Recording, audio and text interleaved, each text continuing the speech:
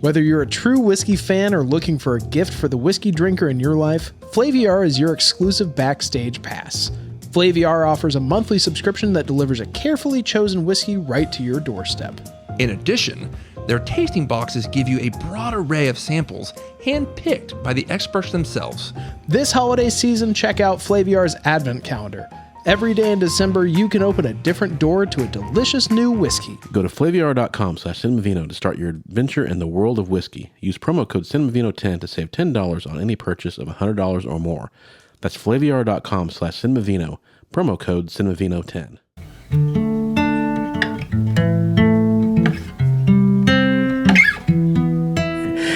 And welcome back to Cinemavino.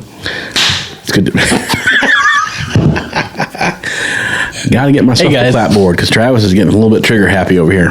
So we got Travis Bud. I was just waiting until he took a sip. And Sean Jordan. Hi. My name's Todd Wofford. I took a sip. So our comedy series for November is going to conclude, a little mini-series, with Galaxy Quest. And we're drinking some easy drinking beers. This is the King Crispy from Deschutes Brewery. This is lovely. Yeah. A little 4.8 session beer. Goes down smooth, but it's got some nice body to it for a Pilsner. I kind of like it. It's kind of like a just easy drinking, like a nice version of like a classic beer. Yeah. And I haven't had a Deschutes beer in a long time. None of that fancy IPA hops bullshit. I want to say it's Modelo-esque, but it's got something snap. Got some pep. Yeah. But yeah, this is from Bend, Oregon. So It's too bad we don't know anyone who knows anything about beer. I know. Tay would know what to do. But This has this type of malt. Just shut up and buy it. yeah, Shut up. it's and buy a my beer. great, if you're looking for a great easy drinking beer, especially if you're doing like coming up on Thanksgiving or whatever, you're sitting around watching football after having a meal. Yeah. You can enjoy a couple of these and they won't sit heavy. It's a malty balance. It's not like overly hopped. Here's a word I know. Is it sessionable? It is sessionable. Yeah. This is a great little session beer. It won't get you completely wasted. What does that mean? What's Sessionable just means you can crush 6 of them in one sitting. You can and make a not, session out of drinking it. Yeah. I know we've talked about it in the past, but it's like... Hey, every episode is somebody's first episode. Exactly. And fuck those people. They should have been here sooner. I know. But yeah, it's about how like diners will try to create the perfect coffee for people who want to sit there all day and talk and like shoot the breeze.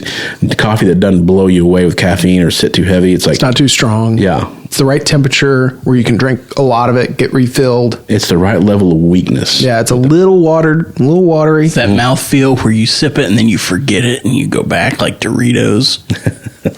It's yeah. That's a nice callback. That's And because we did White Russians for our earlier Lebowski podcast, our palates are shot. yeah, not much sounds good with a White Russian, especially not wine. You know, you can't have a White Russian and then to me a glass of wine. Here's some heavy cream. Now have a red wine. Yeah, they just don't go well together. Speak for yourself. That's why I invented a purple Russian. There you go. Oh, I didn't even mention it. Like the eggnog Russian. Like that's it's pretty good. That was your go-to for a while, wasn't it? Yeah, you only get one of those. What's in an eggnog Russian? The Evan Williams eggnog instead of cream. And so it's just alcohol mixed with alcohol. So vodka, Kahlua, eggnog? And then Evan Williams eggnog. Yikes. Yeah, so bourbon. Yeah. Yeah. Yeah. That's like a really gassy version of a Long Island iced tea. I like to call it a long winter's nap. If you have one of those, you're like, it's time to go to sleep. But if you have 2 of them, that's lights out. Yeah, that's 12 nights of Christmas. Gassy's a great way to describe that. That's like a Santa's hard-boiled coming egg in goose form. Santa's coming down the chimney. That one's festered. Yeah. That one you gotta turn on the fan for that one. You get 2 eggnog Russians in you, and you eat about a dozen deviled eggs. This podcast is brought to you by game over. Poopery. It's game over, man. Yeah. Game over, man. It's a bug hunt. Game over. Nuke the site from orbit. Speaking of which, man, that's a nice segue into Galaxy Quest. Oh, hey. Hell yeah, it is. So this was released December 25th, 1999. Coming up on 25 years ago. Wow. Wow. So Wow. wow. Just before Y2K. So it beat that phenomenon by about a week. And I remember when people were freaking out about Y2K. You know, it's crazy. They got You a said movie. December 25th? Yeah, 1999. Wow. They got a movie about Y2K coming out, like a horror film Yeah, that's yeah. like Like Y2K shit actually happens? Yeah, actually goes down. It took them 25 years to actually like kind of cool off from Y2K. Yeah. Like, okay, we can make fun of it now. It was soon. too hot. Yeah, too soon. So this grossed $90 million against a $45 million budget. So, That's less than I would expect. but it has since also taken on a big cult following, like the earlier movie that we did. It's really amassed. I forget what they're Quisterians, I think is what they're called. There's a legion of fans. of Oh, this that's movie. right. Yeah.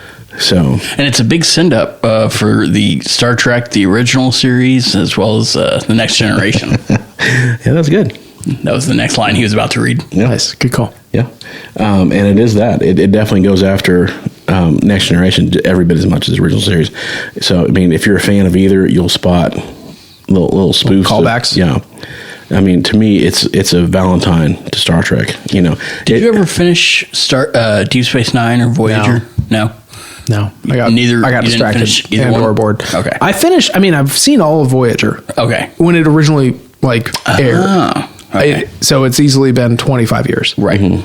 I have not seen Because this movie came out any- around the time Voyager was on. I Right? haven't seen Yeah. hardly any of Deep Space Nine or Origin, and I never watched Deep Space Nine is Enterprise. good, yeah.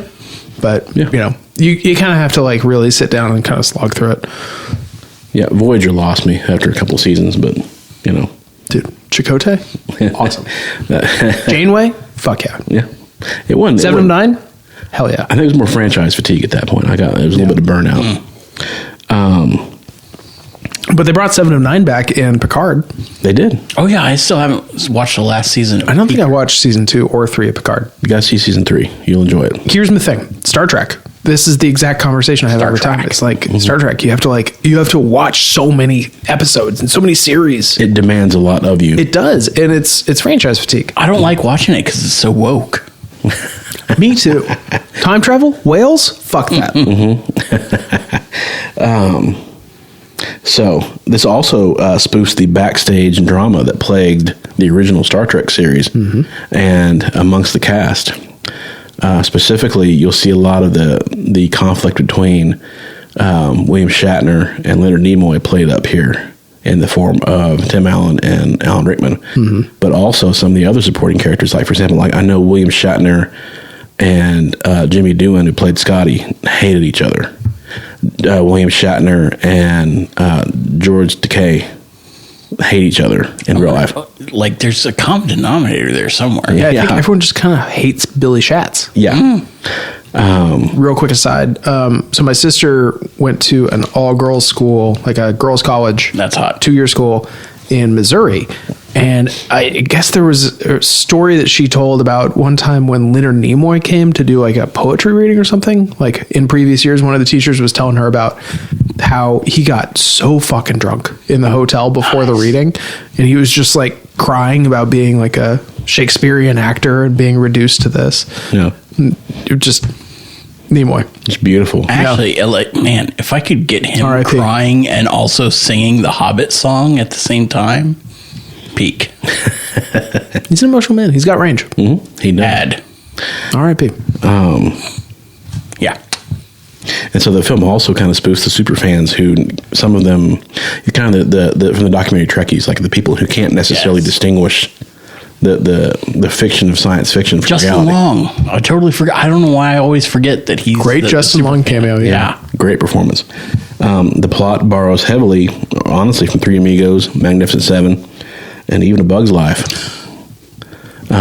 About like, and in those scenarios. Wait, what movies again, Sam? The plot borrows from Three Amigos, Magnificent Seven, and A Bug's Life, where you have, basically a village in danger, and so they turn to people who they think are these hardened badass killers to come in and save them. Okay.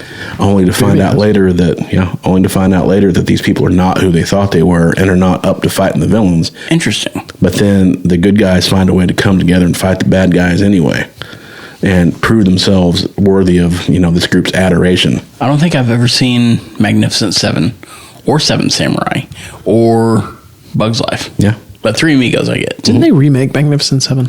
Yeah, with Chris Pratt. Yeah, that's what it Denzel was. Yeah, Washington. yeah, yeah. and- Yeah. I never saw That's that one dumb. either. Great movie. The original is a great movie. Oh. Rainn Wilson's first movie. This movie was? Blink and you'll miss him, yeah. Okay, yeah, I saw him and I was like, that's fucking Rainn Wilson. There were Thermians. There were so many From the Klaatu random, Nebula. like the Termites? Sam Lloyd from Scrubs. Yeah. That guy, he was one. And then,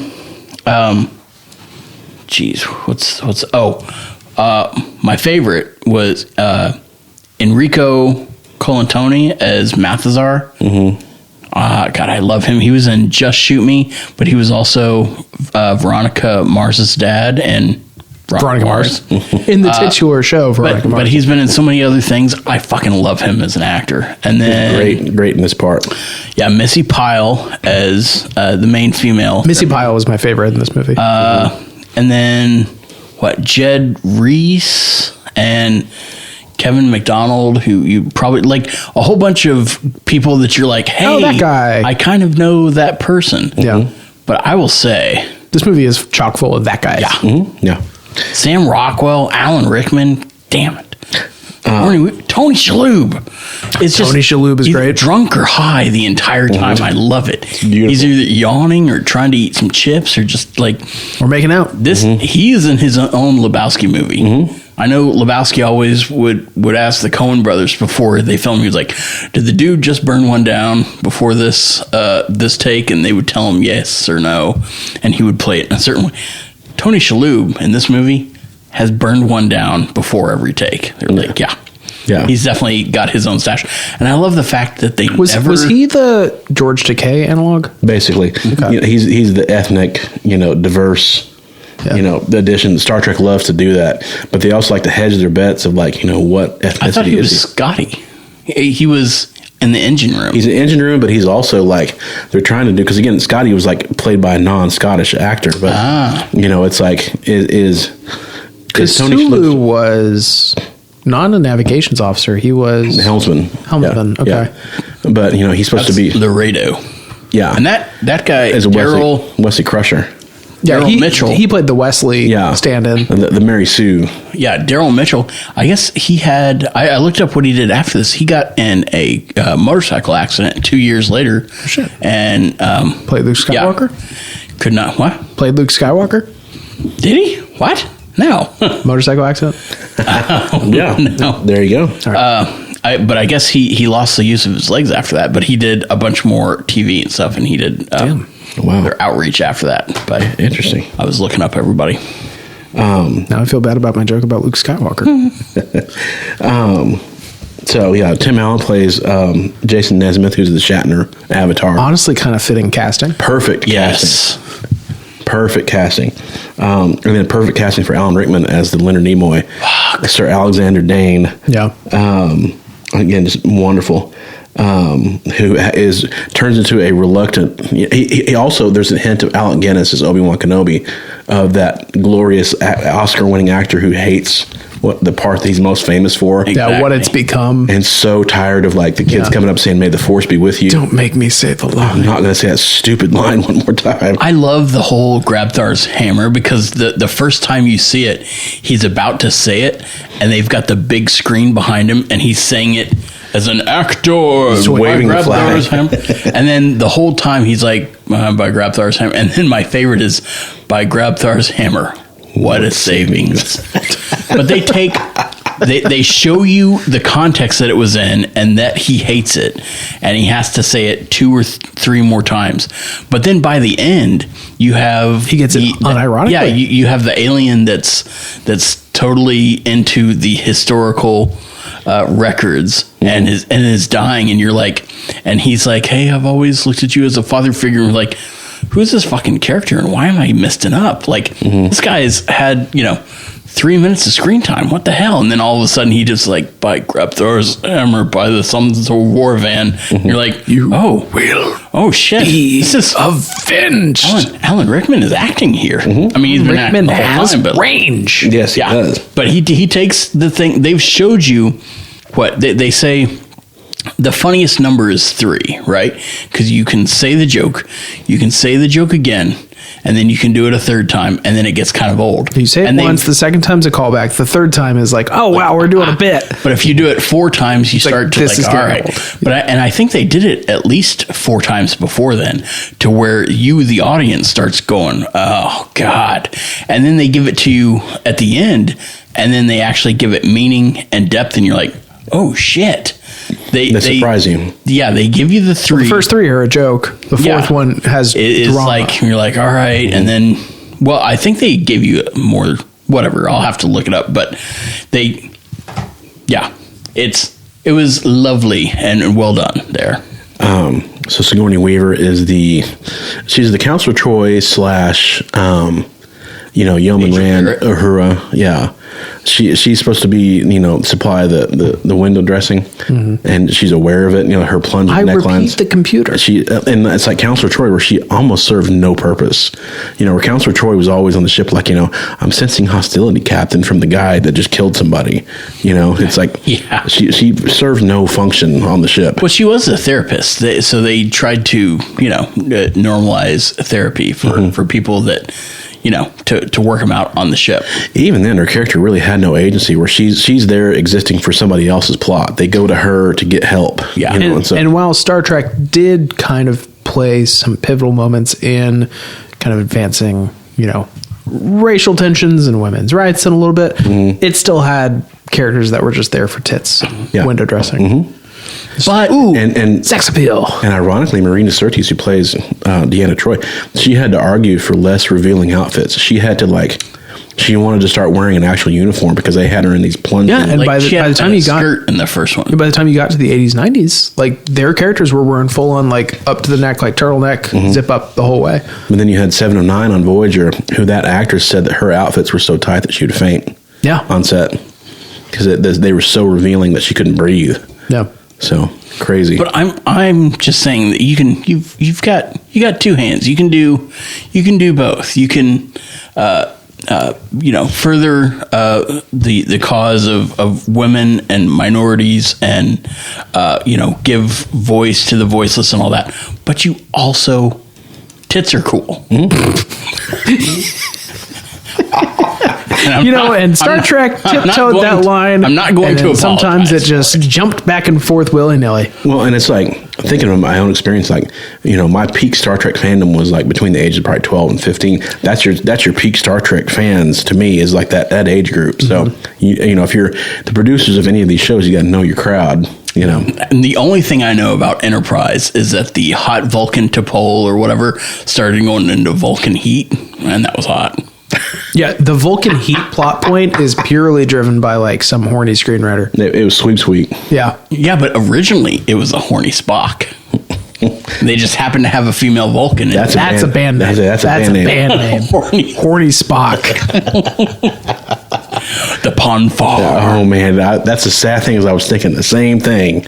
That's the first album. The Ponfar. Yeah, that's the first album of Horny Spock. Yeah, that album cover would be awesome. Horny Spock, the Ponfar.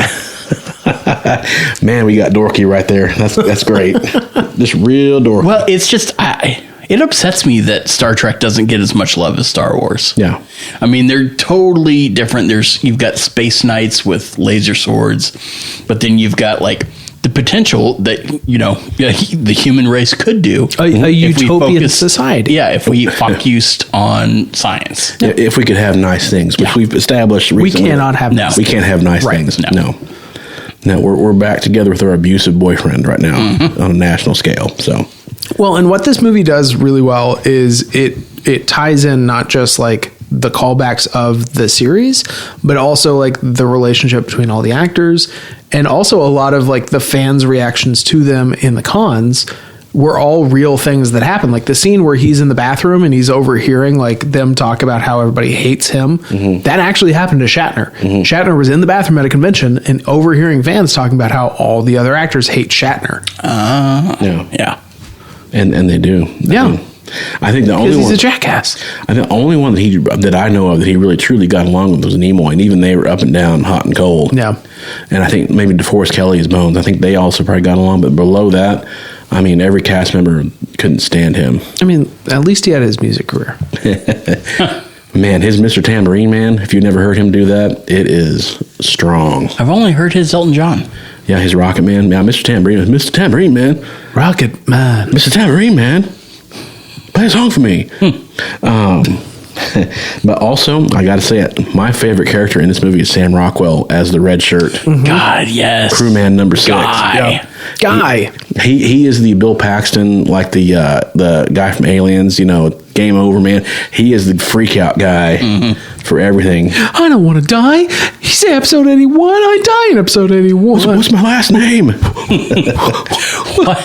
Again, we talked about some other movie, but it reminded me of Crispin and Glover in the Hot Tub Time Machine, where he's going to lose an arm. I don't know what else what other movie we had talked about, but you're like, oh my God, he's the red shirt. They foreshadow it heavily at the beginning, and then they just psych you out the rest of the movie. It's like realizing that you're red shirt in the movie, and you're like, oh my God, and you're just waiting on him to explode or die. And I can't tell you the number of science fiction movies that I've watched where they land on some alien planet, they're about to open the hatch. I'm like, is there air? You don't know. Yeah, that's true. Tony Shalhoub just jumps out and he's like, oh, it works, and he's yawning. He's like, and Tim Allen, I don't know if he gets off the shuttle and is like looking at Shalhoub, or if he's just like checking out the planet, but Tony Shalhoub goes off and is just yawning, and for a second Tim Allen looks and is like, what is up with that guy? And it's not until like near the end where Sam Rockwell is like, are you high? Like, what's going on? Like, they never show it. They never show any like overt drug use, but he's always like, snacking on chips or like looking for, at the vending machine or something like that. They got to keep that PG-13. Like, yeah.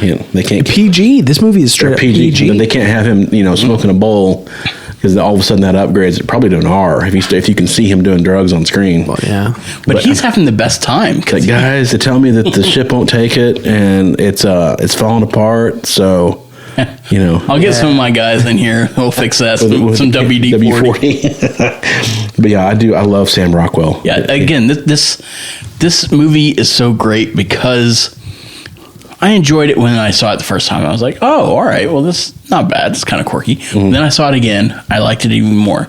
I love it even more every time I see it now. Yeah. It's just like, it's different because I'm different. I can enjoy it at a different level. And I've seen so much more of the comic convention stuff where I'm just like, oh my God, we hadn't even scratched the surface quite of that, and it nailed it so perfectly. Now let me ask you this. I know we ran into this whenever we did Star Trek 4 when we podcasted on it, that Taylor hated that movie. Oh, First Contact. When we did First Contact, he just did not enjoy it because he never watched Star Trek. And he was like, I don't know, man. I mean, if I had watched Star Trek, maybe I would have enjoyed it, but like this didn't really do anything for me. Can you enjoy this movie without being a Star Trek fan and appreciating all the references? My wife did. Not as much. I know. I think you can. My wife, you can. There's a level, there's a depth to it that you don't appreciate. But I think this movie does a good job of like standing alone and kind of like just kind of being a corny convention like actor. Like you get what they're doing, even if you don't get all of like the specific references. It's like a Spider-Man movie. Yeah. Like if I see Gwen Stacy and she's falling, I'm like, oh my God, they're totally referencing Amazing Spider-Man 121 where the Green Goblin kills her and she's gonna break her neck. Yeah. But yeah, you won't appreciate the joke behind like why you have a room that just has a bunch of pistons just going. Yeah. And I definitely, because my wife's never seen anything Star Trek, so it's like I explained a lot of what was going on of like, this guy's a red shirt. He knows he's a red shirt. She was too busy making friends in high school. Exactly. Yeah. She's way too sociable for Star Trek. But she enjoyed it and thought it was, a fun movie. So she was hanging out with cool kids and smoking cigarettes on the corner. It is a fun movie. I feel like it's a movie that's made by someone who like gets Star Trek, but at the same time, like knows how to make a good movie. I mean, it's by Star Trek fans for Star Trek fans, to me. Yeah. For us bias. So Travis, what would you give this movie? I think that's taken. Oh, like I said, I love it more and more. I know it's not the greatest film out there, but I've got to give it, man, I'm going to say a solid 8. I would say 7.5, but like, I don't know. It's to me, it's an 8. 7.5 is right where I was coming in. It's fun. It's well made. You know, you get a lot of good references, and it's good acting, and it's just enjoyable. Kind of corny, just something you can turn your brain off and enjoy. Okay, next question. Rate your Star Trek fandom on a scale of 1 to 10. Obviously, 1 being nothing, 10 being like Justin Long in this movie. Where would you put yourself? I want to say 6.5. Yeah, I'd put myself at a 6. Okay, now I would put myself like lifelong at a 7 or 8. So I've only seen The Next Generation. I've seen all the movies, but Next Generation is the only one I've watched through. Like, I think I watched it all through twice. yeah, And I started like a third time and then just trailed off. yeah. Yeah, definitely. I'm not enough of a Star Trek nerd to like consider myself a Star Trek nerd, but more of one than not. You know, like I appreciate a good Star Trek. I definitely watched a ton of Voyager as a kid. Jean-Luc Picard is just a hero, man. Yeah. You know, I have a great appreciation for him, but I wouldn't call myself like a Star Trek nerd, not in the traditional sense. Yeah. And I have started watching the original. I've watched like the first 2 episodes. They can be a little rough. Yeah, the original was a hard watch. Well, I watched the original pilot with Captain Pike, and then I watched episode 3 or 4, which was supposed to be the first one after that. I wanted to go in order, so I've watched at least the first go round pilot, and then the actual pilot. Yeah, Chris Pine's great. Which I will say, my wife has seen those. She enjoyed all the J.J. Abrams, which was a great thing they did. God, he does so much solar flare. He does. Oh my God, the lens flare in the fucking movie. Very Spielbergian. Jesus. Has she seen Space Seed with Khan, and then the Khan movie? Oh, she's seen no episodes of the TV show. Okay, but she's seen Wrath of Khan. She's watched the J.J. Abrams reboots, and that's Oh, and that's it? That's it. Oh, Zachary Quinto? And even that was Again. like a gentle, like, you know, let's check these out and see what you think. That was the toe in the water. We need to do the 2-parter with Taylor. We need to do Space Seed and Wrath of Khan together in one pod. Yeah. And I think, then at that point, Joanna yeah, can watch them. I think Taylor Owens would have enjoyed First Contact if he'd seen the 2-parter from Next Generation that inspired that movie. Would he, though? I think it would help. I think if he had more background, context, it definitely wouldn't have. He wouldn't have disliked it as much, I don't think. So yeah, for me, it's like I would say my level of fandom for Star Trek is a little bit higher. Yeah, I think you're above us. And so I would give this a 9 out of 10. 9 out of 10. Hefty. Yeah, just because What would bring it from a 9 to a 10? I don't know. I think this movie has a ceiling. It's silly and laid back, and so I mean, kind of like Lebowski, it's only going to get so high. I mean, obviously, It'll never be a blood sport, you know. Yeah. Yeah. For me, it's like it can only go so high with it doesn't have the pedigree to be a 10. I don't Right. think. No. And so it's a 9. It's I like a solid seeing 9. Sigourney Weaver in like a more comedic role. Like obviously she's done Ghostbusters, but she wasn't, the comedic. Of course, the role royal she's in best that. known for. Ghostbusters. Yeah. Well, it's like I told Joanna watching this, I was like, yeah, it's crazy to see Sigourney Weaver in this role because she plays in Sci-Fi probably the ultimate badass female character of Ripley. And here Sigourney. Sigourney, and here she's like the window dressing. It's weird to see her, get away from her, you bitch. Yeah. Now she's the opposite. Well, I would say the two comedic roles I've seen her in is Galaxy Quest and then Heartbreakers with her and Jennifer Love Hewitt. Mm-hmm. Yeah, Gene Hackman. Yeah. I don't think I've seen that. She has range though. There's She's a lot a of cleavage. great actress. Sigourney Weaver's amazing. I do. Yeah, she's in Avatar. She's in tons of stuff. Yeah. So, yeah. Bad guy, good guy. Mm-hmm. I'm the guy with the gun. But yeah, this has been another episode of Cinemavino. Great movies, only drunker. Check out Flaviar. Flaviar.com/Cinemavino. They're okay. Promo code Cinemavino10. If you have a friend who loves whiskey, buy them an advent calendar of whiskey. Yeah. I mean, Christmas is coming up. And if I'm that friend, buy me an advent calendar of whiskey. Yeah. 2. We'll put links. 3 even. Links everywhere so you guys can explore that, figure out a good gift for the person in your life who loves whiskey, or treat yourself, Treat yourself. This is the time to treat yourself. So, But yeah, this was our little mini comedy series. We need something lighthearted to finish out the month of November. And then we're going to go around and do some Christmas movies. So maybe some off the beaten path Christmas movies, some stuff that you wouldn't think of, like Long Kiss Goodnight. Yes. So there'll be some good stuff. And if you're watching us on YouTube, you'll know that it's already Christmasy in my house. Yeah, exactly. And it's about to be in ours. So, yeah. It happens fast. But yeah, great movies, only drunker. And we will see you guys next time. Next time.